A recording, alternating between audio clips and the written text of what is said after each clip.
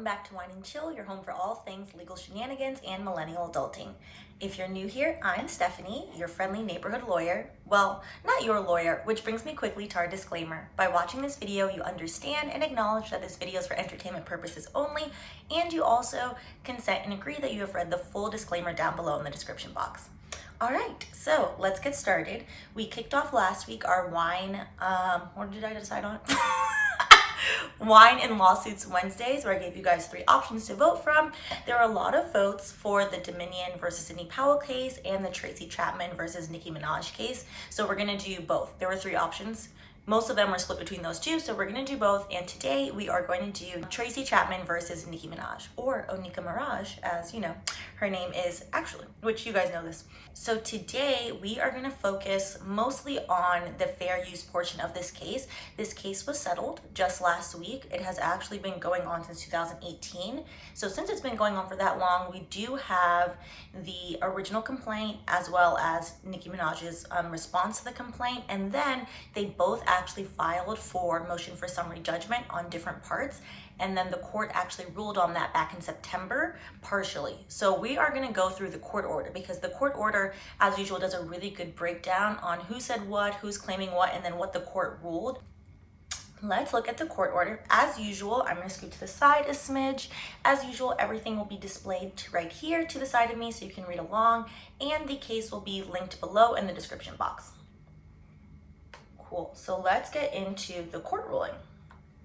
So the court ruling is actually back in September, even though the case settled last week, and we're gonna go through what parts of the case actually settled, and then what did the court order actually rule on back in September. So first and foremost, I know in our Wine and Lawsuits Wednesdays, we did like a very brief synopsis about what the case is about. We're gonna specifically go into what Tracy Chapman was originally suing for, and then why the court actually found that Nicki Minaj's use of Tracy Chapman's song was fair use. I know some of you had some questions. Originally, when I heard that, I too had some questions. We're gonna go through that analysis and see why or why not the judge ruled in favor of Nicki Minaj originally. On page 2, since this is the court order, it's set up a little bit differently. So I'm gonna read to you the line numbers so that way you can orient yourself to where we are. And the line numbers basically restart every page. So it's not gonna be like in paragraph form how we usually do it. So we're gonna start on page 2. We are gonna start, basically let's start with line 5. So on October 22nd, 2018, Chapman brought this action alleging copyright infringement of her musical composition, Baby Can I Hold You, which is going to be labeled a composition. According to Chapman, Mirage, which is Nicki Minaj, that is her legal name, violated Chapman's exclusive rights to reproduce, distribute, and prepare derivative works from and otherwise exploit the composition. Mirage denies these allegations. So both parties moved for a summary judgment, and this is what we're going to focus on in line 11, so used to saying paragraph. Each party now moves for partial summary judgment. Chapman seeks partial summary judgment only on the issue of copyright infringement, not damages. Specifically, Chapman alleges that Mirage is liable for copyright infringement in 2 ways. So this is what we're going to focus on today. 1, creating a song, hereinafter the new work or song, that incorporated lyrics and melodies of the composition. And 2, for distributing the song to a DJ and radio host. Chapman also requests that the courts adjudicate that the infringement was willful. So we are going to focus on those 2 things. Now remember, this ruling came out in September. So spoiler alert, what happened, the judge actually denied Chapman's request for summary judgment. So summary judgment is basically when either party writes a motion to the court saying, hey, you should rule for us because of etc., etc., etc. These are the 5 reasons that so-and-so is actually liable for this. Both Chapman and Nicki Minaj actually submitted to the court for summary judgment. Chapman submitted to the court for summary judgment saying like, hey, there's infringement. Yes, she made that song, and yes, she distributed the song. Nicki Minaj then, in her summary judgment, was only on, she moved for summary judgment only on the issue of copyright infringement, saying that actually my use is fair use. Fair use is a complete defense to copyright infringement. So we are gonna go through all of that today.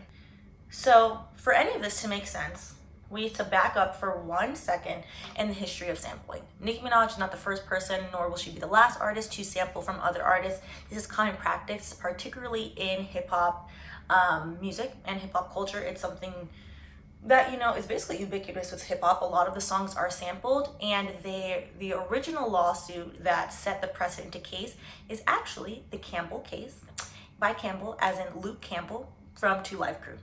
His case in 1994 set the precedent for all copyright infringement cases in music are actually based off of his case now. So originally in that case, 2 Live Crew made a parody song from Pretty Woman. They then were sued by, what is the name of that band? Roy Orbison, who is the original copyright owner of Oh Pretty Woman. 2 Live Crew asked for permission to do the parody. Roy told him no, and 2 Live Crew was like, yeah, that's cute, and released it anyway. To then, it went all the way to the Supreme Court. So yes, imagine the Supreme Court listening to lyrics from 2 Live Crew. I can see it now. 2 Live Crew actually won that case. Since we're kind of working backwards, since you guys already know that this case settled $450,000, it settled on one part of the case alone. So there's 2 parts of this case, remember, that Chapman is suing for. One, copyright infringement, and that Nicki Minaj even made the song.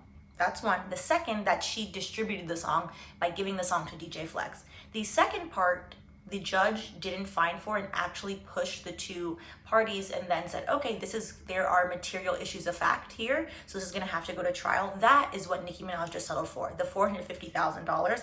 It would have been extremely expensive to litigate that and for her to then prove, no, I didn't send him the song. That's circumstantial evidence. They would have to have gone through a jury trial for all of that, and that would have probably outweighed the cost of what she settled for. So that is what just settled.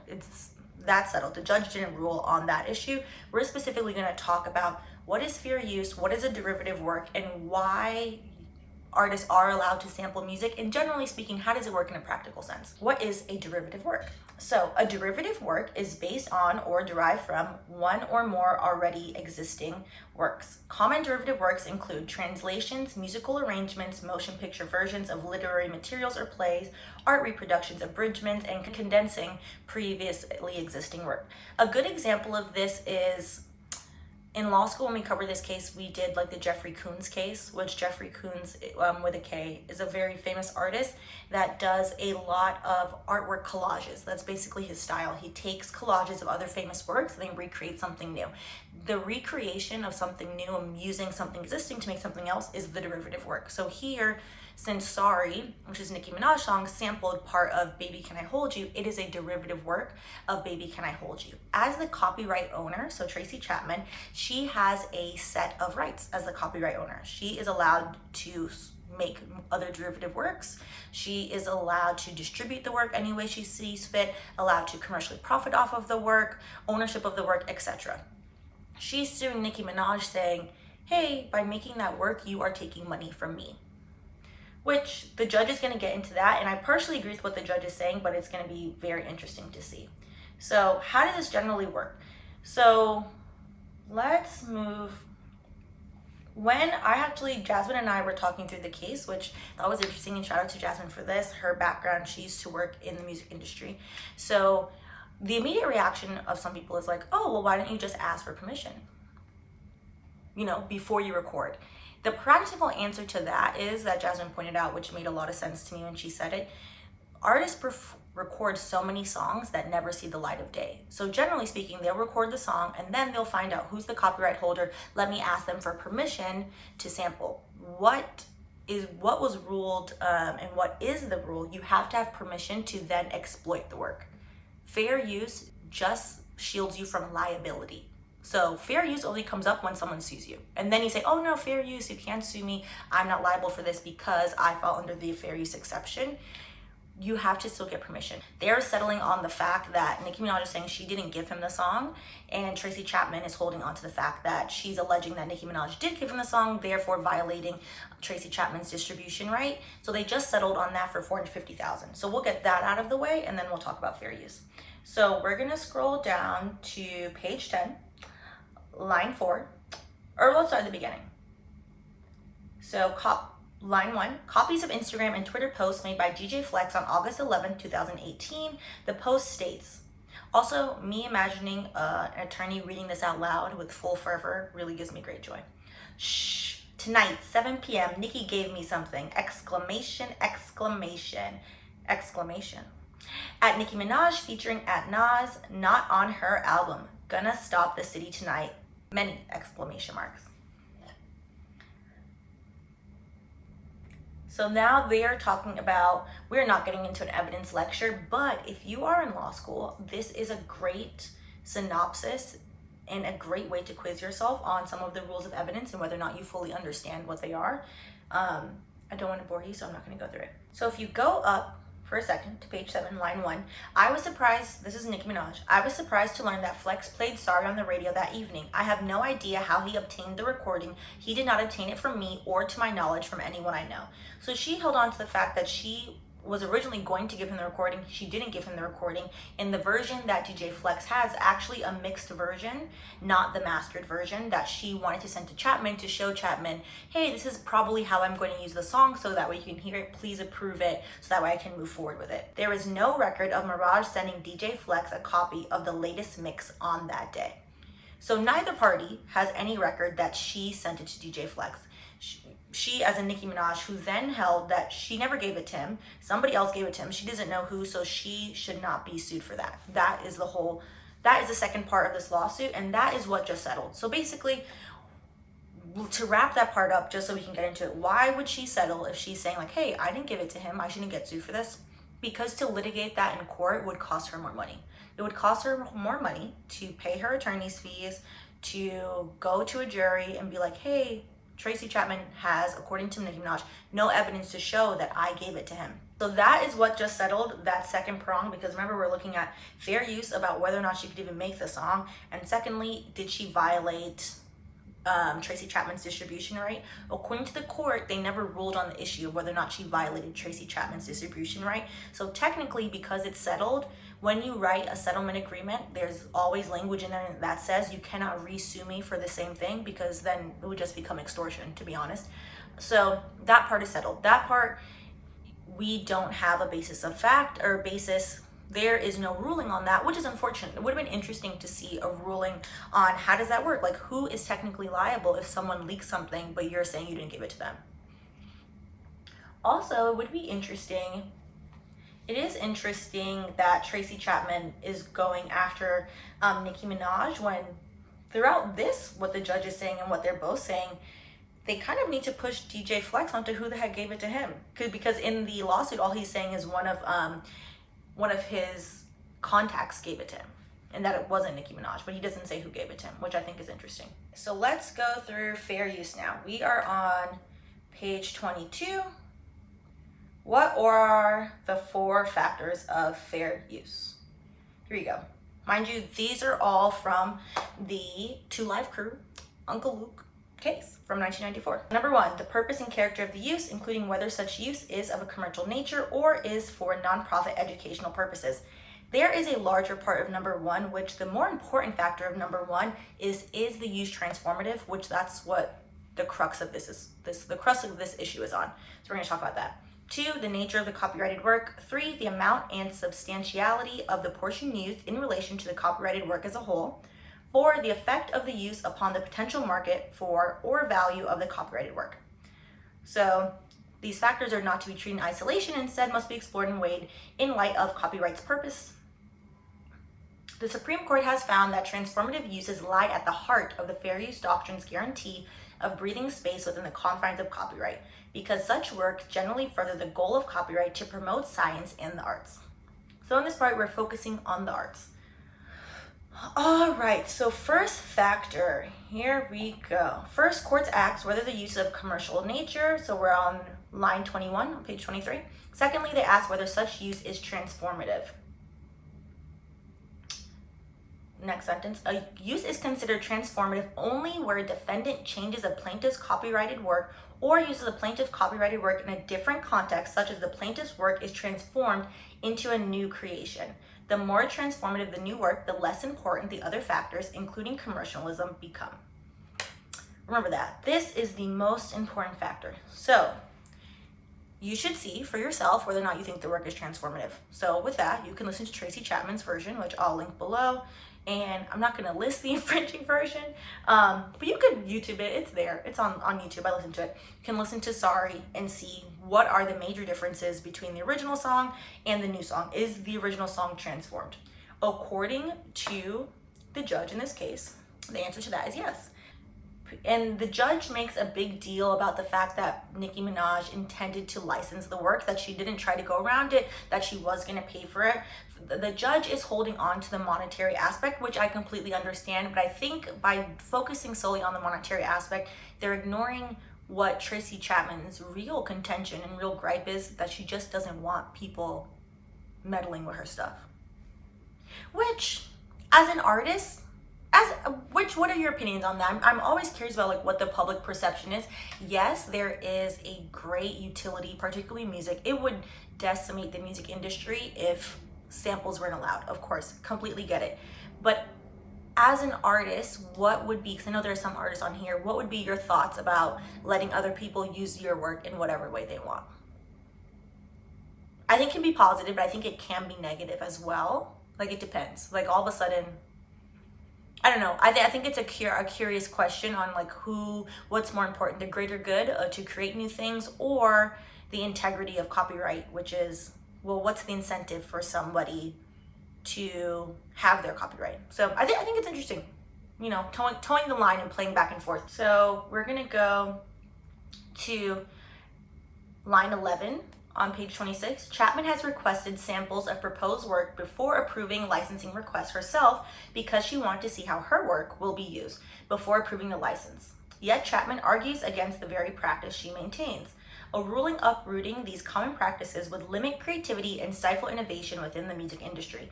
This is contrary to the copyright law's primary goal of promoting the arts for the public good.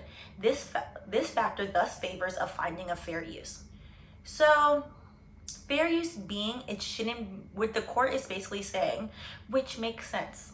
Like, from a legal perspective, it makes sense. I'm just curious, like, if the public's perception of this has ever changed. Do you think artists should be allowed to tell people, like, no, Raggedy, I don't want you tampering with my song? Like, what are your thoughts on that? I'm always, like, very curious to see what people think. For example, as a diehard Whitney Houston fan, I don't really personally like when people remake her music. It sounds bad, usually. You know, but who am I to be like, if I was the estate owner of Whitney Houston's estate, I wouldn't let people do it. But also that would stifle creation. Like, what if somebody came along and their voice was stunning and they're like, I really want to redo this, I only want this part, and then my crotchety self was like, no, it's not Whitney Houston, I don't want it. Would that be fair for like the millions of people around the world that, you know, music uplifts them? No, it wouldn't be fair. So this does promote art. Fair use does help promote art, and specifically hip hop, specifically as a genre, does benefit from this. So the judge found for fair use for that reason. It does make sense. The work is transformative, but instead of one judge assessing whether or not the work is transformative, would it be better served to have put that question to a jury? I think that's actually the question. That's what I'm curious about. Because one person deciding like, okay, the entire chorus is the same. Would Nicki, for something to be transformative, is her work substantially different from Tracy Chapman's version? Yeah, it's two different songs. I hear it, and I hear Tracy Chapman's version, but I really hear, to be honest, is the Shelly Thunder version / Foxy Brown version. That's what I really hear. Which that version was approved by Tracy Chapman. So next is gonna be, so in the comments, let me know, what do you think? Do you think, in your opinion, I think it's good, like we have this Discord, do you think Sorry is a transformative work of Tracy Chapman's original work? Why or why not? With that being said, hip hop as we know it would not exist. Most of our favorite song, Jay-Z Hard Knock, is built off of what? Hard Knock Life from Annie. which that is probably built off of something else. So fair use and transformative work is absolutely needed. The question is, what is the line? What is the line for the person who has an original work to? Is the line only, hey, you can be compensated for your work, but yes, you have to allow people to do it? I think that's more so what the court is basically saying. You can't tell people no, but you can set your price. Do you think that that's fair? Do you think people should be allowed to say, no, I just don't want to. I just don't want to do it? Questions that need answers. So second factor, nature of the copyrighted work. This factor weighed against Nicki Minaj. The nature of the copyrighted work is, this is a song, this is a song. It's the same thing. So she lost this factor. Third one is going to be amount and substantiality of the portion used in relation to the copyrighted work as a whole. This is a very interesting factor. So, for example, which is what I was saying, how much of Nicki Minaj's song, mind you, it's Nicki Minaj and Nas, so this is a very different song versus Tracy Chapman's original composition. How much of it is used is only the chorus. And by saying it's only the chorus, I feel bad to say that, because I don't know, something about it, the ownership part is what bothers me.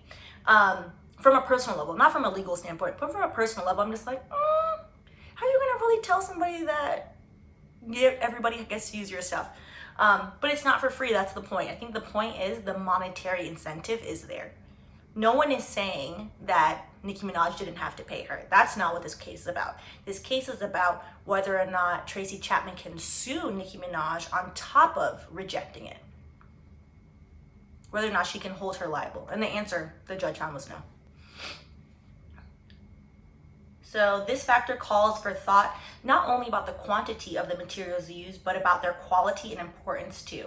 When the extent of the copying is considered with the purpose and character of the uses, the amount and substance of the copies are justified.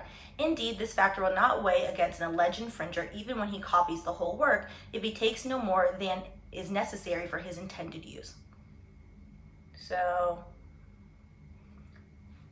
line 18, here it is undisputed that the new work incorporates most of the composition's lyrics and incorporates part of the vocal melodies for the composition. Nevertheless, the portion of the composition that Minaj used was no more than necessary to show Chapman how Minaj intended to use the composition in the new work. Now, this is back to the original complaint of Nicki Minaj saying the version that leaked on the radio was just a mix that she wanted to send to Chapman, that it wasn't the final song. That in the final song, maybe there would have been less of her work. Maybe, she just wanted to show her like, hey, this is what I want to do with your chorus. And that is where the dispute of fact came up. So number 4, we have effect of the use upon the potential market value for the copyrighted work. Would anybody listen to the Tracy Chapman version and then Nicki Minaj version of Sorry and confuse one for the other? No, the answer is no. The judge found, line 16, here there is no evidence that the new work usurps any potential market for Chapman. Chapman's only argument as to this factor is that the market harm may be presumed because the work was created for commercial gain. The main reason, so mind you, we went through it, out of the four factors, Nicki Minaj only lost on one. So that's why the court found for her. I think that's why it's hard certain times, depending on like what type of person you are, you will automatically, everyone has biases. So like if you are a creator, you're like, oh, well, you might think, oh, well, why should somebody be allowed to do whatever they want and mash up my stuff?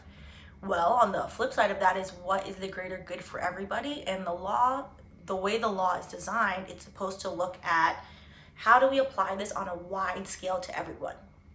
So some people will like the idea of transformative works, some people won't. The difference, and I think it's important for 2 seconds to point out the differences between this case and a case like the Robin Thicke case where they were sued. Robin Thicke and Pharrell were sued for blurred lines by Marvin Gaye's estate. And that's because they created blurred lines and did not ask for a licensing request from Marvin Gaye's estate, even though the chord progression is somewhat similar, and that's why Marvin Gaye's estate then sued. This is different. Nicki Minaj asked for permission and Tracy Chapman told her no, and then a third party, DJ Flex, then leaked the song, which should Nicki Minaj be responsible for a third party leaking the song? That's basically what this is about. And is she even allowed to make the song? The judge found that yes, she was allowed to make the song. It's under fair use, it's a derivative work, she can do that. And then regarding the leaking, the judge pushed it then to a jury trial because they said there were material issues of facts. So judge the judge can only find when there are no material issues of fact for summary judgment. So that is what Nicki Minaj then settled for, $450,000. So hope that was helpful, and that was a lovely lecture on fair use. And yeah, so let me know in the comments what you think, but this case is done, so there will be no more follow-ups, because when you sign the settlement, you sign away all your rights to then sue. Most likely, unless you have like a really shit attorney, which, child, that's a separate issue. All right, on that note, thank you guys for watching. And if you haven't already, please go ahead and like and subscribe and let me know what you think. And the next video we're gonna do the Dominion case. And also I'm gonna do Facebook, the FTC versus Facebook part 2 for you guys. So those are also gonna come out this month. And then we're gonna stick with our wine and lawsuits Wednesdays. So tune in every Wednesday so that way you can vote and let your voice be heard. That way you can vote on which long form video you wanna see. All right, thank you as always for watching.